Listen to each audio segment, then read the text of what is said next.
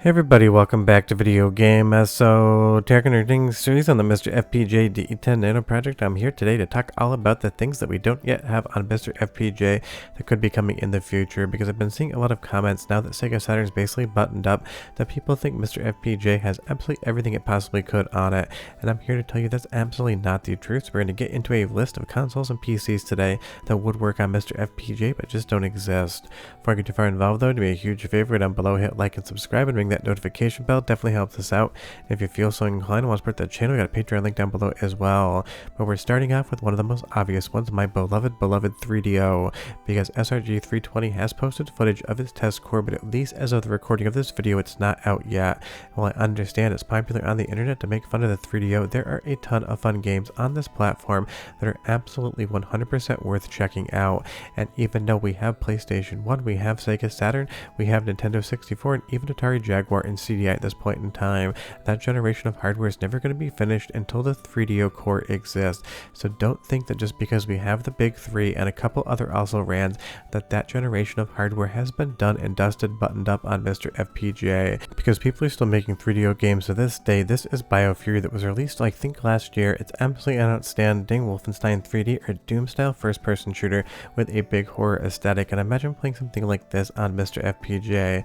Don't let the internet fool you. The 3DO has a lot more to love than you would expect, and we definitely need to see that on 3DO. The good thing is, compared to some of the other examples in this video, we know it is in active development.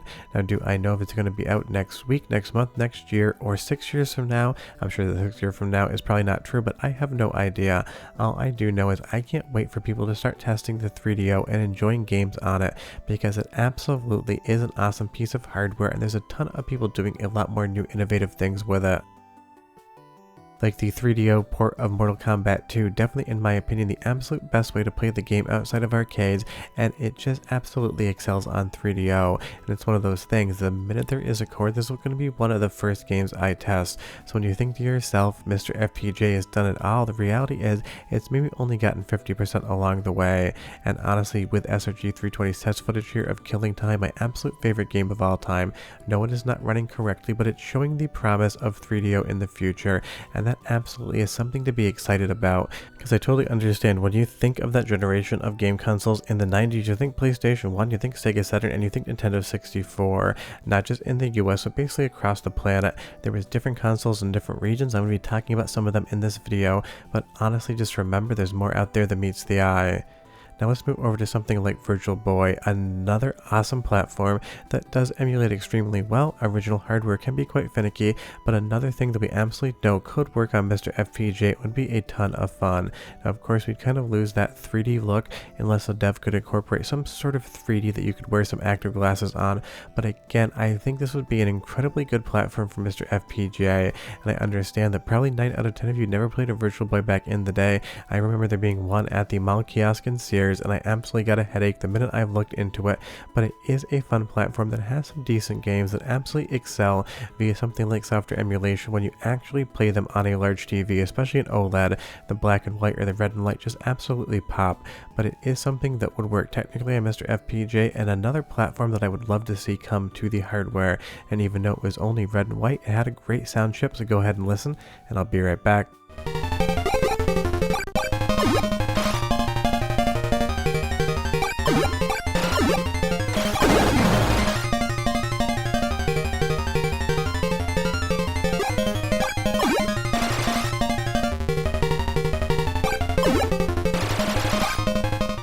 Honestly, there's something about the Virtual Boy sound that always seems better than it should be, and even though the visuals are incredibly impressive in my opinion for their time and place, it didn't really make anyone too stoked, because the virtual reality or that overall 3D depth just didn't hit the way Nintendo wanted it to. It was powerful hardware, it was just used in a way that didn't really make it look all that powerful, and it is again one of those things. Virtual Boy hardware is incredibly delicate, especially the ribbon cables that go to the two eyepieces. Those are basically rotting away, so if you have one and you haven't already had it maintained, obtain. I'm sure the glue on those is going to be giving up soon if it hasn't already, if it's in a box. And there's so many different display modes that I'd love to see on MiSTer FPGA as well. This is basically looking like a blue and red old school cellophane 3D glasses image here, and imagine putting those on the couch. At least for me, it'd probably give me a migraine anytime. But you can see if we do play around in emulation, we have all these different options, and I'd love to see stuff like that come over to MiSTer FPGA as well. And the thing is, the CPU on the Virtual Boy is shared by another console that we don't have on MiSTer FPGA, but one that I'll talk about later on in the video. I totally get that Virtual Boy isn't the biggest or most popular platform out there, but when we talk about consoles and platforms that could still come to MiSTer FPGA, it definitely is one of the big ones. That's why I say when everyone seems to think that MiSTer FPGA has done it all, what it's really done is everything you remember and think about back from the 90s, but that doesn't mean that it doesn't have a lot more breathing room to bring a lot more fun experiences to the table, like this next one. This is an FM Towns Marty, and there is technically an FM Towns core, but it basically does almost nothing at this point in time.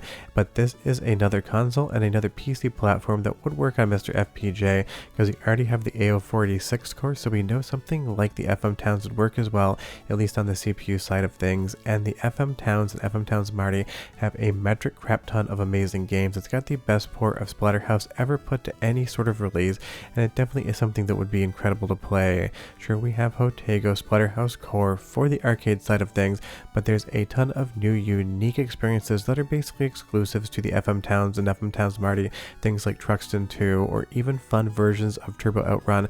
You could play these on your MiSTer FPGA if we just had an FM Towns core, because that's the other thing about consoles you remember. A lot of these things just came out in Japan, and I'm sure while most of you at least heard of an FM Towns Marty, my guess would be that maybe 99 of 100 of you have never been in the room with one and never played one. They are expensive, the games are incredibly expensive, and it's not anything I recommend anyone collect unless they want to get every single console ever made. But on the MiSTer FPGA side of things, it would be a perfect candidate to give another library of hundreds upon hundreds of games that would be really fun for people to play, because that really is the reality of these sort of things. Every single new console, every single new PC platform brings at least a couple dozen games to the party. Even Atari Jaguar, being a very small library, still brings you like over 80 games that you can experience on MiSTer that you couldn't before. Or something like this, you can get sprite scaling on the FM Towns Marty. Maybe not the fastest thing ever seen, but it is one of the realities. This is actually awesome, and I would love everyone to be able to play it on real hardware. But here's another soundtrack sample of the Marty, and I'll be right back.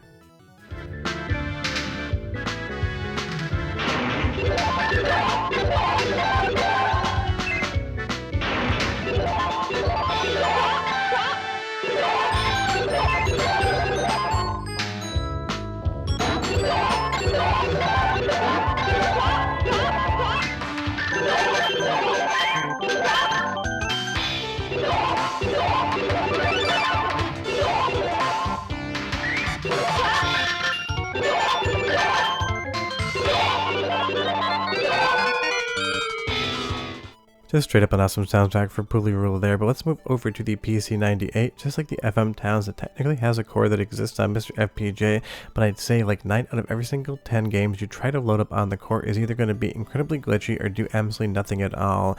But games like Possession are here, sure they're still in Japanese, and a lot of the PC98 platform is going to be in Japanese. There's still an absolute vibe, and there aren't a lot of translated games out there. And I'd absolutely love to see all these other assets come over on HDMI on my 4K OLED from MiSTer FPGA, because the PC98 had an absolutely iconic and very distinctive look when it came to drawing artwork, and some of these images I would say are absolute pixel perfection when it comes to 2D pixel art, and I would again love to see that coming across MiSTer FPGA, because some of these things are cores that just aren't done and may never actually end up being done. It takes a developer who wants to actually finish the job, and trust me, it is not a small amount of work in any way, shape, or form, but it would be such an invaluable piece of work, because even though you can emulate PC98, it can be a little bit of a chore to get it set up. I do have a tutorial, and even when I do things like this, it does take me a little bit to remember how the hell the emulator works, because I don't use it all the time, and it can be relatively tricky. But that's the thing about platforms not on MiSTer FPGA or not finished, especially out of Japan. The amount of games out there is absolutely like the bottom of the ocean deep. The game iceberg for things you know versus things that are underwater is massive, and even if you look up some of the best PC-90 games of all time, you're probably still going to miss 100 games that are absolutely worth playing. There's so many unique visual novels, there's so many different platform games, there's so many different vibes and genres going on when it comes to PC-98. The same thing with the FM towns, that you really do want to experience these titles, and that's why again I say, and probably the third time in this video, MiSTer FPGA has not gotten all of the PCs and consoles it possibly could. We are still missing a decent amount of stuff, and some of this stuff would bring over hundreds upon hundreds of incredible games to play today. Something like X-Girl here, a total vibe, but something like Dead of the Brain 2, a game that I really hope gets an English translation one day. I just want to play this on my MiSTer FPGA, and sure, you can play the collection on the PC Engine CD side of things, but this is the better version of the game, and because part 1 has been translated to English, it's my hope we see part 2 as well and I can play it on MiSTer. But it's your third soundtrack sample because this game has some awesome music, and I'll be right back with more.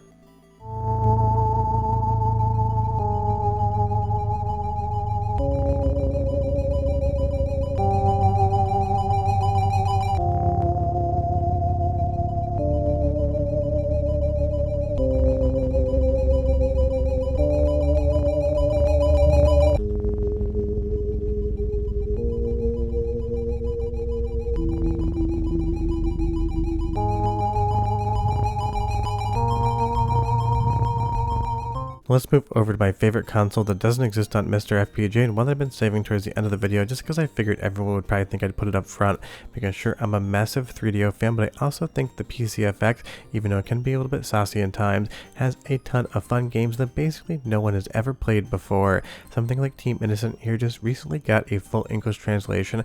I did a video on it maybe 2 years ago, basically saying that it inspired, at least in part, Resident Evil, because this game was survival horror before Resident Evil ever came out. The PC-FX does have a handful of amazing games, things like Zenki here. I consider it a 10 out of 10 2D beat 'em up that really show that the PC-FX had an awesome 32-bit 2D look to it. It could stand toe-to-toe with the best of Sega Saturn and PlayStation 1 in my opinion, and that is why PC-FX would be such an incredible platform to get onto MiSTer FPGA. Sure, not every single game is going to be amazing. Sure, there is a lot of kind of shovelware visual novel stuff going on that no one's going to want to watch or play whatsoever, but there are a lot of fun games that definitely would qualify as being experiences you want to have.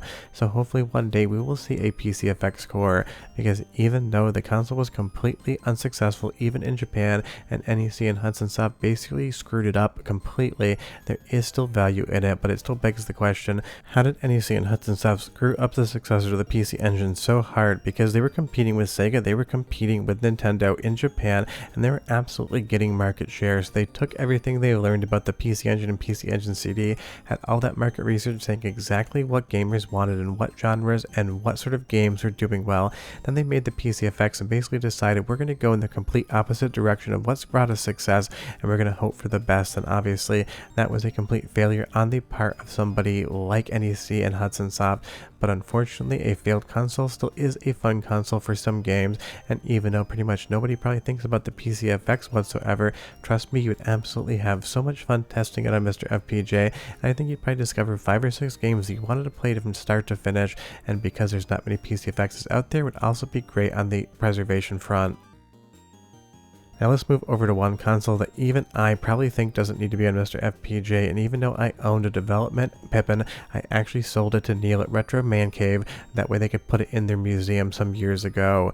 And even though basically every game on the Pippin is available somewhere else and in a better format, it is one of those things I always get asked about the Apple Bandai Pippin more so than any other console in my collection outside of 3DO M2, because even though nobody really seems to own these things and nobody seems to want to buy them, everyone wants to ask me if they think it's worth actually picking up.